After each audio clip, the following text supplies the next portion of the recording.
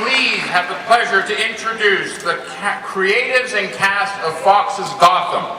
First of all, the executive producer, Mr. Bruno Heller.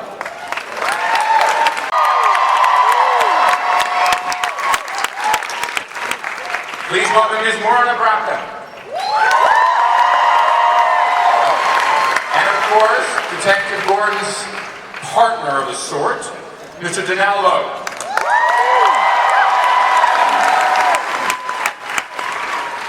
You know, if we're going to talk about umbrellas, we might as well bring out the man himself, Mr. Robin Lord Taylor.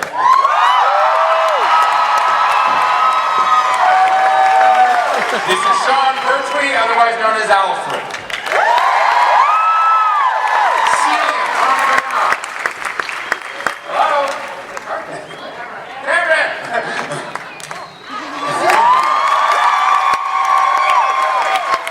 And of course, the young Mr. Bruce. David?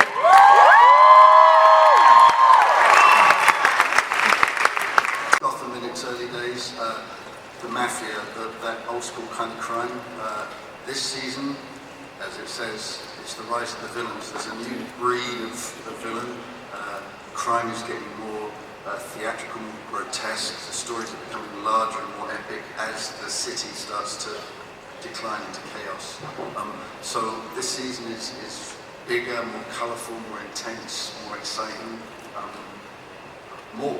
Well, we have some of the villains of a sort here on stage. And of course, we have one villain in particular, Selina, who seems to be struggling a little bit between if she is a villain or not. Well, that's life as a teenager, isn't it? It's been a long time for me, brother. I don't know. What has it been like for you? Oh, it's been great. I love playing the character. I love everything about it, and I'm excited for what's going to happen this season because she's going to be trying to figure out where she stands, whether she's a bad guy or a good guy, and I get to see a big part of her background, so I'm really excited about that. Jeff, I wanted to ask you, I mean, you know, the Batman story is so well established. I mean, I think besides Sherlock Holmes, he's the other great detective. So in many ways, what were some of the concerns and challenges of bringing this, I guess, backstory or prequel? What do you call it, Bruno? Well, first off, he's better than Sherlock Holmes. Yes. But honestly, it goes back to Bruno and what Bruno's vision for Gotham was. And I mean, it started with Bruno, so really finding someone, you know, all these characters, whether it's Batman or anybody, it all starts with the writer and the showrunner, and Bruno had a very specific vision for Gotham.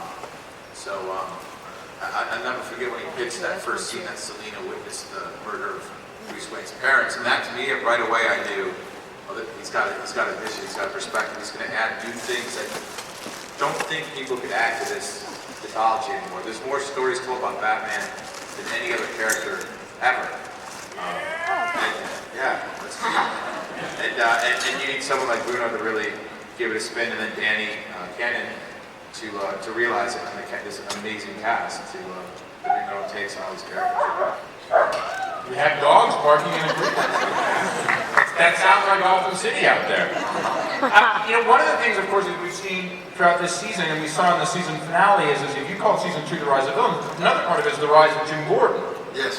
So, Ben, I wanted to know for you, coming through this first season, you guys are now, it's a whole new ball game for you, for both of you guys, I suppose, the great police of Gotham City. That's right.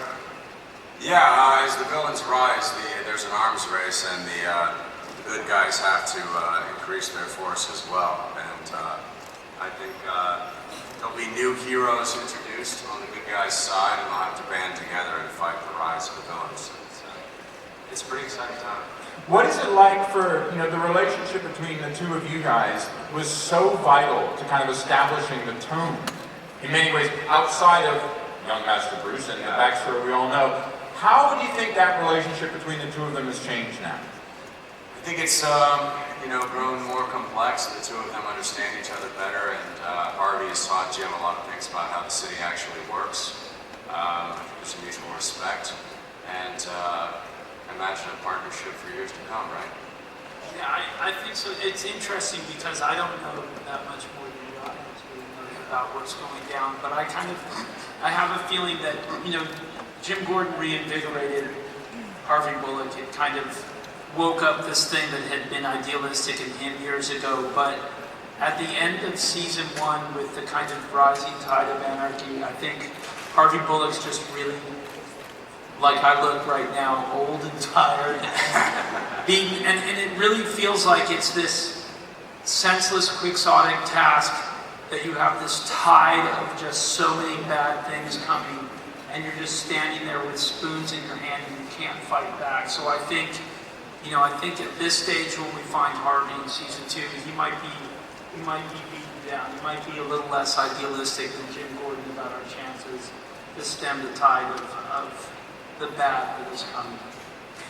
Aaron, the first season saw emphasize a lot from the very beginning the relationship between you and Jim, but now there's another woman in Jim's life. I wanted to get a sense from you guys about how that relationship is and how it's changed. My relationship with Jim? Bizarrely enough, I can't hear you down here.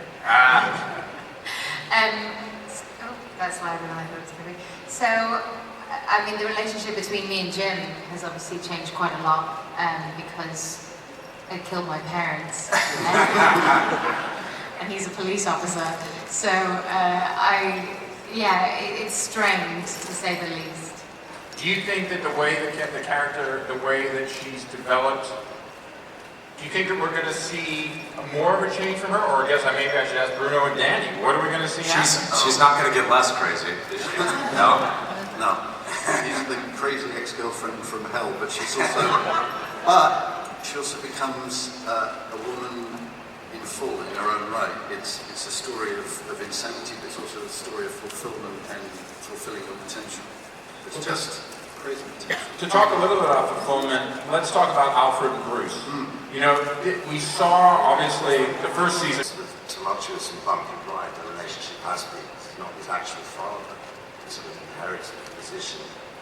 I think that you're going to see in season 2 more of a contract being drawn between them, and you're going to see him start to train. And you're also going to see Alfred come out of the traps a bit more, which I'm personally delighted about. I won't be making too much cup of tea and things like that. So I'll be out and about. So yeah, it's going to be a more adult relationship, I think, of mutual respect and understanding. I think that in season 1, because Alfred isn't Bruce's father, they were constantly butting heads, and Bruce was kind of saying, "You can't tell me what to do. I'm going to do what I want to do." And they were just constantly not agreeing on things, and because of the revealing of whatever's down that staircase, I think that really it's a new chapter in their relationship. And they're going to go through a little bit of a rocky patch, but once they get through that, you're really going to start to see him become his mentor, and they're going to be on the same team. And like Sean likes to call it, Operation Good Guys. Operation Good Guys. Danny? He achieved his goal. He's the king of Gotham. For the time being. This guy. Well, and that's a good point. I mean, he spent the whole, first season, plotting all this, laying the groundwork, finally achieved it. He's intelligent. He knows that once you reach the top, there's someone right there ready to take you down.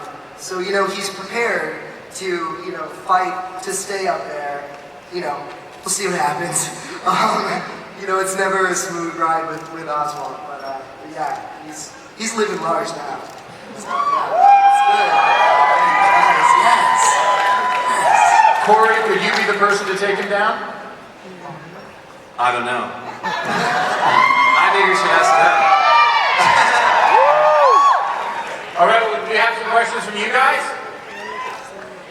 I can't see anyone. Oh, my God, they have lights. It's amazing. Hello. Please save your questions for if you can. Hi.